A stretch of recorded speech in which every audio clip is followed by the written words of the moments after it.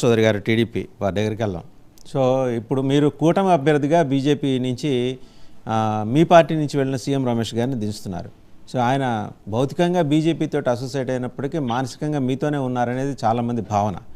ఆయన మరి ఉత్తరాంధ్ర ప్రజలకి ఏమి హామీ ఇస్తారు, ఉన్న వాటి మీద ఏం మాట్లాడతారు, అసలు ఇలాంటి అంశాలు ఉన్నాయనే అవగాహన ఆయనకుందా? అండ్ మీరు answerable end of the day, ఎందుకంటే మీ కూటమి అభ్యర్థిగా మీరు ఆయన నుంచోబెట్టారు కాబట్టి ఈ రెండింటి మీద క్లారిటీ ఇచ్చి తర్వాత మీరు ప్రచారానికి రండి అంటున్నారు శివశంకర్ గారు. మీ అభ్యర్థి అలాగే చేస్తారా, మీరు కానీ మీ పార్టీ కానీ మీ అభ్యర్థి కానీ? తప్పకుండా గారు. Sir audible sir? వినిపిస్తుంది చౌదరి గారు, చెప్పండి. వినిపిస్తుంది. 99 టీవీ ప్రేక్షకులకి, వాసుదేవన్ గారికి, మీకు అలాగే శివశంకర్ గారికి, కృష్ణాంజలి గారికి, రామ్ కుమార్ గారికి, వెంకటరెడ్డి గారికి నా తరఫున తెలియజేసిన మొదటి నమస్కారాలు. ఈరోజు ఉత్తరాంధ్ర అభివృద్ధి కోసం పోరాటం చేస్తున్న వాళ్ళందరూ కూడా ఈరోజు సమస్యగా మారింది. ఇది విశాఖ ఉక్కు ఫ్యాక్టరీ కావచ్చు, రైల్వే జోన్ కావచ్చు.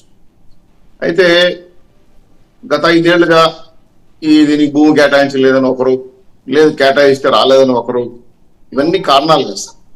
అదేదో బిజినెస్ మ్యాన్ సినిమాలో మహేష్ అన్నట్టు ఢిల్లీకి ఏం కావాలో చెప్పి మేము ఇస్తాం, మాకు మీరు చేయాల్సిన అవసరం లేదని మా జగన్మోహన్ రెడ్డి గారు పరిపాలన చేశారు. ఎందుకంటే ఆయన శిక్షా మధ్యాహ్నం నాయకుడు, ఈ రాష్ట్రానికి ప్రత్యేక హోదా తెస్తానని చెప్పిన నాయకుడు, పాదయాత్రలో పూర్తిగా ఒక రాష్ట్రం నుంచి కానీ ఇతర రాష్ట్రం నుంచి రావాల్సిన హామీలు కానీ అన్ని అమలు పరచడం కోసం శాశ్వతలో కృషి చేస్తానని చెప్పిన నాయకుడు నా చేతిలో ఏం లేదు, అంతా మెజారిటీ వాళ్ళకి వచ్చేసిన చేతిలో చేసిన నాయకుడు. సో ఆయన అడగాల్సి వదిలేసి 5 ఏళ్ల పాటు బాగా రెస్ట్ తీసుకొని ఎన్నికల ముందు వచ్చి మీకు అది లేదు, ఇది రాలేదు, ఏమంటారని జోన్ రాలేదు, ఉక్కు ఫ్యాక్టరీ రాలేదంటే సంతోషం, వాళ్ళ కోరికలు అడగడంలో ఏమేమి వ్యతిరేకం కాదు. అయితే ఇది చేస్తానన్న నాయకుడు ఏమైపోయాడు, ఎటుపోయాడు? ఈ హామీలు ఇచ్చిన వ్యక్తులు ఏమయ్యారు? హామీలు ఇచ్చి జనాలను మోసం చేసి ఓట్లు వేసుకొని 22 మంది ఎంపీలు గెలిపించుకున్న నాయకుడు ఏమయ్యాడు? 151 మంది ఎమ్మెల్యేలు గెలిపించుకున్న నాయకుడు ఏమయ్యాడు? ఇప్పుడు కదా చొక్కా పట్టుకోవాలి. ఇది వదిలేసి ఇప్పుడు మేము కూటమి ఏర్పడ్డాం, రైట్, మేము ఒప్పుకుంటాం, అన్ని పార్టీలు కలిసాం, ఇప్పుడు మీరేం చేస్తారు, మా అభ్యర్థిని నిలబెడతారు? 100% సార్ వాసుదేవన్ గారు. ఉత్తరాంధ్ర అభివృద్ధికి 3 పార్టీలు కట్టుబడి ఉన్నాయి. మీరు అన్నట్టు జోన్ విషయం కావచ్చు, విశాఖ స్టీల్ ప్లాంట్ కావచ్చు, నొప్పించో సాధించుకుంటాం, మా మాట లేదు. రామ్ కుమార్ గారు, నేను, ఇంకో పార్టీ నాయకులు కూర్చుంటారు, వీళ్ళ మా ప్రాంతీయంగా మాకున్న అభిప్రాయాలు ఇవి, మమ్మల్ని గౌరవించండి అని చెప్పి మంచిగానో నయానో భయానో చెప్పి చేసుకుంటాం. అయితే పార్టీల నుంచి నిలబడిన అభ్యర్థులు ఉమ్మడి అభ్యర్థి కాబట్టి ఆయన ఎక్కడి నుంచి వచ్చాడో ఏం చేశాడో పక్కన పెడదు. రాష్ట్ర అభివృద్ధి కోసం కష్టపడ్డారు లేదా? 22 ఎంపీలు, ఒక వాట్సాప్ కలిపి 31 మంది వైఎస్ఆర్సీపీ నాయకులు ఉన్నారు. 5 ఏళ్ళు ఏం చేశారు చెప్పండి? నేను ఒక మాట అడుగుతాను. ఎఫ్ఆర్బి పరిమితులు దాన్ని డబ్బులు తెచ్చుకోవడం తప్ప సర్వశిక్షా నిధులు కానీ, ఆయుష్మాన్ భవన్ నిధులు కానీ, ఎన్ఆర్జీస్ ఫండ్స్ కానీ, టిట్కో ఇండ్లు కానీ, అదేవిధంగా రాష్ట్రం నుంచి వచ్చిన సన్నబియ్యం కానీ, ఇవన్నీ కూడా కేంద్రం నుంచి తెచ్చుకొని వీళ్ళు స్టిక్కర్లు వేసుకుని వచ్చిందే కదా. ఇప్పుడు కేంద్ర ప్రభుత్వం అప్పులు ఇస్తే రాష్ట్ర ప్రభుత్వం నడిపారు కానీ రాష్ట్రం ఆదాయం పెంచలేదు కదా. రాష్ట్రం నుంచి ఏమైనా ఆదాయం వచ్చిందా? సంక్షేమాలతో చెప్పుకొచ్చారు, సంక్షేమం వెళ్ళిపోయి. ఇటువంటి పరిస్థితుల్లో ముఖ్యమంత్రి గారు చేయాల్సిన బాధ్యత, కడప స్టీల్ ప్లాంట్ తో సహా 3 సార్లు కొబ్బరికాయలు కొట్టారు సార్. కాంపౌండ్ కూడా కట్టలేదు ముఖ్యమంత్రి గారు. సొంత పులివెందుల వేపల్లో పిహెచ్ సెంటర్ లో 4 డాక్టర్లు లేరు. ఇంకా అంతకన్నా ముఖ్య విషయం చెప్తా, వైజాగ్ జోన్ అన్నారు కదా, కడప నుంచి బెంగళూరుకి డబ్లింగ్ లైన్ వేస్తానన్నారు సార్ కేంద్ర ప్రభుత్వం. నాకు వద్దు అని రాయించిన వ్యక్తి ఎవరన్నా ఉంటే జగన్మోహన్ రెడ్డి గారు. అంటే కడపలో పడుతున్న హార్టికల్చర్ మెటీరియల్స్ అన్నప్పుడు బెంగళూరు ట్రాన్స్ఫర్ చేయడం కోసం ఒక లైనింగ్ వేస్తామన్నారు. వద్దు అని రాసిచ్చాడండి మా జగన్మోహన్ రెడ్డి గారు. అంత గొప్ప వ్యక్తి, ఢిల్లీకి ఏం కావాలో చెప్పి మేము ఇస్తాం, మాకు మీరు ఇవ్వాల్సిన అవసరం లేదని చెప్పి గొప్ప వ్యక్తిని ఇన్ని రోజు చొక్కా పట్టుకోకుండా ఎలక్షన్ ముందు పార్టీలు ఉంటాయి కాబట్టి మనం అడగటంలో మీరు తప్పు నేను అనట్లేదండి, నీ దమ్మ మీద నిర్వర్తించండి కాదనకి. ఇవన్నీ సాధించడానికి 3 పార్టీలు కట్టుబడి ఉన్నాయి. Janasena, Telugu Desam party, TDP party కూర్చొని మా ఎన్నికల మేనిఫెస్టోలో మేము ఆ రోజు కూడా చెప్పాం, విశాఖ హక్కు, ఆంధ్రుల హక్కు, దాన్ని ఎవరు ఒక కూడా తొలగించలేదు. వైజాగ్ జోన్ సమయం భూములు మేము వస్తారే ఫస్ట్ కేటాయిస్తాం, 100% జోన్ తెప్పించుకుంటాం. వాళ్ళతో డివిజన్ దాన్ని అర్థం చెప్పారు మా మిత్రులు. వాళ్ళతో డివిజన్ అవసరం అనుకుంటే కొట్లాడి ఒప్పించి మాకు విశాఖ రావాలని చెప్పి కూడా పడతాం. దానికి ఏమేమి పరిమితులు తీసుకొచ్చుకుంటాం. అనేక అంశాలపైన ఈరోజు ఉమ్మడి రాష్ట్రంలో అత్యంత ట్యాక్స్ పేయర్స్ ఉన్న రాష్ట్రం విశాఖపట్నం.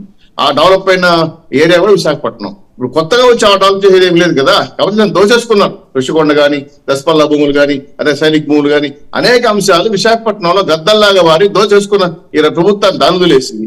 మనం తోసన పట్టు పువ్వులు అనుకుంటున్నాం. పూర్తి స్థాయి విశాఖపట్నాన్ని రియల్ ఎస్టేట్ ధ్వంసం అయిపోయింది, అన్నికరంతం అయిపోయింది. విశాఖపట్నం ఆదాయాలను కూడా కోల్పోయాయి మనం. ఇది కూడా మేము కాన్సన్ట్రేషన్ చేస్తాము. బీజేపీ జనసేన తెలుగుదేశం కూర్చొని 100% ఈ రాష్ట్రానికి రావాల్సిన విభిన్న అంశాలు కావచ్చు, మాకు కావాల్సిన డబ్బులు కావచ్చు, అనేక అంశాలపైన కేంద్ర ప్రభుత్వాన్ని నొప్పించో గొడవపడో ఫ్రెండ్లీ నేచర్ తో సాధించుకోవడానికి మేము ప్రయత్నం చేస్తాం. కానీ శ్రీనివాస్ చౌదరి గారు ఒక విషయం, ఇక్కడ జనసేన నాయకుడు ఇంటిగ్రిటీని అయితే ఇక్కడ ఎవరు క్వశ్చన్ చేయట్లా. పాపం ఆయన మీరు రోడ్ల మీదకి రానప్పుడే ఆయన రోడ్ల మీదకి వచ్చి ఆందోళన చేశాడు. నాకు చట్టసభలో అవకాశం లేదు కాబట్టి రోడ్డు మీదకి వచ్చి నేను చెప్పుకోవాల్సి వస్తుంది, చేస్తున్నాను. అప్పుడు మీ సంఘీభావం ప్రకటించలా మీరు. సో మీ ఇంటిగ్రిటీ కూడా క్వశ్చనబుల్ ఇంటిగ్రిటీయే తెలుగుదేశంది కూడా. ఇక్కడ మీరు ఎంతసేపు రాష్ట్ర ప్రభుత్వంది ఏంటి రోలు, వాళ్ళు ఏం చేయలేకపోయారు. 2014 నుంచి 18 దాకా కలిసి ఉంది ఎవరు? మీరును బీజేపీ గాఢంగా ప్రేమించుకున్న రోజులు ఈ విషయం గుర్తు రాలేదా మీకు? 100% మంచి మాట చెప్పారు. మేము ఆ 3.5 సంవత్సరం ఏం చేయించుకోవాలో చేయించుకున్నాం. దాదాపు పోలవరం 70%, 72% పూర్తి చేసుకోగలిగాం. అంతా ఇంతో రాజధానులు ఇప్పుడు కూర్చొని పరిపాలిస్తారు, తాత్కాలిక అని చెప్పిన దానిలో కూర్చొని పరిపాలిస్తున్నారు వాళ్ళే. అవన్నీ సాధించుకున్నాం. కొన్ని కోర్ట్స్ కట్టాం, హైకోర్టులు కట్టాం. అనేక అంశాలపైన కేంద్ర ప్రభుత్వం దోచుదని చేశాం కదా. లాస్ట్ మూమెంట్ లో ఇంకా మనకు రావాల్సిన నిధులపైన కొట్లాడడం. రైల్వే జోను స్టీల్ ప్లాంట్ మీకు అక్కర్లేదన్నమాట ఆ రోజున. ఒక్క పాయింట్ అండి, శ్రీనివాస్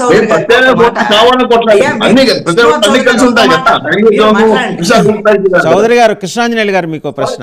ఒక్క మాట చౌదరి గారు, మీరు కేంద్రం నుంచి అంత తెచ్చుకుంటే నల్ల చొక్కాలు వేసుకొని ఆ రోజున చంద్రబాబు నాయుడు మాకు అన్యాయం జరిగిందని గల్లీ నుంచి ఢిల్లీ వరకు ఎందుకు పోరాటం చేశాడు? పోరాటం చేసినటువంటి ఆ డిమాండ్ లో ఏ ఒక్కటైనా సరే ఇప్పుడు మీరు వాటిల్లో ఒక్క హామీనైనా తీసుకొచ్చారా? నరేంద్ర మోడీని తెలుగులో, హిందీలో, ఇంగ్లీష్ లో పొగుడుతున్నటువంటి చంద్రబాబు నాయుడికి సిగ్గుందా అనేటువంటి అడిగేటువంటి పరిస్థితి ఆంధ్రప్రదేశ్ లో ఈ రోజున ఉంది. మంచి ప్రశ్న వేశారు కృష్ణాజీ గారు, తప్పేం కాదు. ఇప్పుడు రాష్ట్ర ప్రజల కోసం కొట్లాడాం. నాకు చంద్రబాబు నాయుడికి మోడీ గారికి ఆస్తగులు కాదు కదా, లేదా చంద్రబాబు గారికి బీజేపీ పార్టీ ఆస్తగులు కాదు కదా. రాష్ట్ర ప్రజల కోసం గొడవపడ్డాం, రాష్ట్రం కోసం రావాలని గొడవపడ్డాం. వాళ్ళు కూడా పెద్దలు కొందరు ఆశీర్వదించారు, కొంత వ్యతిరేకించారు. అల్టిమేట్ గా 3 సంవత్సరాల తర్వాత రావాల్సినవి రాలేదు కదా, గొడవపడ్డాం కదా. దీంట్లో మోడీ గారు, జగన్మోహన్ రెడ్డి ట్యాబ్లో పడ్డామా, ఇంకో ట్యాబ్లో పడ్డా తర్వాత విషయం. రాజకీయాలు చాలా ఉన్నాయి. అయితే మేము రాష్ట్ర ప్రజలు నష్టం చేసి తప్పే కాదు కదా. ఇప్పుడు ఉత్తరాంధ్ర వాళ్ళు కూడా గొడవ పడుతున్నారు, మేము రాష్ట్ర ప్రజలు గొడవ పడ్డాం. ఇప్పుడు కూడా మాకు విభేదాలు ఏమి లేవు బీజేపీ తెలుగుదేశం పార్టీకి ప్రత్యేక హోదా తప్ప. దానిపైన మేము డిస్కస్ చేసి ఆల్రెడీ ఒక ప్రపోజల్ తీసుకొచ్చాము. మీరు చేయలేరు, 5 ఏళ్ళు ఏం చేయలేకపోయారు, వాళ్ళు అడగలేరు. అడిగించే దమ్ము ధైర్యం కూడా ఈ రాష్ట్రంలో నాయకులు లేరు. ఎందుకంటే మాట్లాడితే కేసులు, జైళ్ళు, బెయిల్లు. ఇటువంటి సిచ్యువేషన్ లో మేము ముగ్గురు కూర్చొని ఏవైతే రాష్ట్రానికి రావాలో అవి ఖచ్చితంగా తీసుకొచ్చుకునే బాధ్యత మాది. మేము మాడుకుంటున్నాము, చేస్తామని మీరు ధైర్యంగా హామీ చెబుతున్నారు. వాళ్ళు అడిగేది ఏంటంటే చౌదరి గారు, మీ అభ్యర్థులు, మీ కూటమి అభ్యర్థులు ఈ అంశాల మీద క్లారిటీ ఇచ్చి జనాలకి మరింత స్పష్టత ఇచ్చి ప్రచారానికి వస్తారా, లేకపోతే ఇది పక్కన పెట్టేసి మాట్లాడతారా అని అడుగుతున్నారు ఆయన. 500% ఏదైతే ప్రజలు, రాష్ట్ర ప్రజలు, ఉత్తరాంధ్ర కోరుకుంటున్నారు. Joint action committee BJP, Janasena, Telugu Desam party కూర్చొని ఈ అంశాలను పరిగణలోకి తీసుకొని దీన్ని ఏ విధంగా సున్నితంగా పరిష్కరించాలి, ఏ రకమైన పరిష్కారం కావాలని చెప్పినా మాకు అవగాహన ఉంది. దాని మీద వెళ్తాం, ప్రచారం ఇచ్చేట్టు అవన్నీ ఖచ్చితంగా చెప్తారు. బహిరంగ సభలు జరగబోతున్నాయి. ఆ సభల్లో కూడా ప్రపోజల్ చేస్తారు. 99 కదా 200% రాష్ట్ర ప్రయోజనాలకి 3 పార్టీలు రాష్ట్ర నాయకత్వంతో